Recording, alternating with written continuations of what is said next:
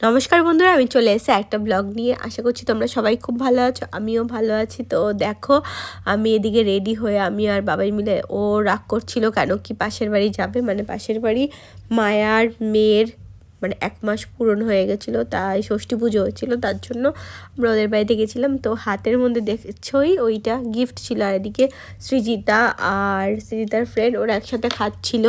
কিন্তু আমার মেয়ে নাটক করছে, দেখতেই পাচ্ছ, সবসময় এরমই করে, ও খেতে চায় না, কখনোই খেতে চায় না। আর এখানে খাওয়ার মেনুতে ছিল পোলাও, আলুর দম, পনিরের তরকারি, এইসব মিষ্টি, চাটনি, পাঁপড় এইসব ছিল খাওয়ার মেনুতে। ভালো ছিল খাবারটা। তো এদিকে দেখো, আর সত্যি কথা বলতে ঝোলটা মানে পনিরের ঝোলটা একটু মিষ্টি মিষ্টি ছিল বলে আমি ঝোল খাচ্ছিলামই না, শুধু রাইসটা দিয়ে খাচ্ছিলাম। আর এদিকে দেখো মায়ার মেয়েকে নিয়ে কোলে নিয়ে আমি একটু মানে ভিডিও করে নিয়েছি। যাই হোক, আর এইটা দেখো মমর ছেলে, ও হচ্ছে গিয়ে আমার মেয়ের সবথেকে ফেভারিট, আর আমারও ফেভারিট। মানে ফেভারিট কি, মানে ও এত কিউট সবার কোলে, মানে ফেভারিট বলবো না, মানে ও সবার কোলে যায়, মানে আমাদের ভালোভাবে চেনে, ওই জন্য আমার মেয়ে খুবই খুশি হয় ওকে দেখলে। আর এই যে কাকিকে নিয়ে একটুখানি ভিডিও করে নিয়েছে। আর এখানে দেখো, আমরা এইসব করার পর চলে গেছিলাম ব্যান্ডেল চার্চ ঘুরতে। তো ব্যান্ডেল চার্চে তখন 24 তারিখ হয়নি, এইটা মানে 25 তারিখের আগে, এইটা 22 তারিখের ভিডিও। তো এখানে দেখো তখন চার্চ সাজানো হচ্ছিলো, তখন আমরা গেছিলাম। তো এইখানে সবাই মিলে গেছি দুপুরবেলা। আর এখানে আমি একটু রেডি হয়ে নিয়েছিলাম, তো দেখতেই পাচ্ছ। তো আমি আর বাবাই মিলে চলে গেছিলাম, আর শ্রাবণী, লিলি ওরা সবাই আমরা মিলে গেছিলাম। তো আমার মেয়ে তো আয়ুষীকে পেলে আর কাউকে চেনে না, মানে ওর সাথেই হাঁটবে, এরম একটা ব্যাপার। আয়ুষীকে এত ভালোবাসে। আর এখানে এত ভিড়, লোকজন দেখতেই পাচ্ছ। আর ওই টাইমটা মানে তাড়াহুড়ি করছিল, কেন কি ওই টাইমটা তারপর থেকে বের করে দেয় সবাইকে, মানে 4:30টার পর আর কাউকে থাকতে দেয় না।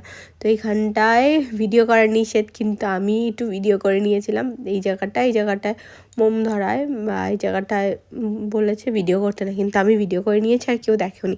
তারপরে আমি বলছিল যে কেন এরম ভিডিও করলেন। যাই হোক, এইসব ঘুরে টুরে আমরা পিছনের মাঠটায় চলে গেছিলাম। তো এইখানে বাবা একটু খেলছিল, ও মানে এগুলো দেখা মানেই হচ্ছে খেলা। তো এখানে সবাই ফুচকা খাচ্ছিলো, আমাকেও বলছিল শ্রাবণী যে তুইও খা, আমি না আমি খাবো না, কিন্তু তাও জোর জবরদস্তি। যাই হোক, তারপরে খেয়েছি 2-3টে ফুচকা খেয়েছিলাম মনে হয়। আর এখানে সবাই খাচ্ছিল। আর এখানে দেখো লাইটিংটা কত সুন্দর একটা লাইটিং হয়েছিল। তো এখান থেকে আমরা যাচ্ছিলাম হচ্ছে গিয়ে নাচের স্কুল।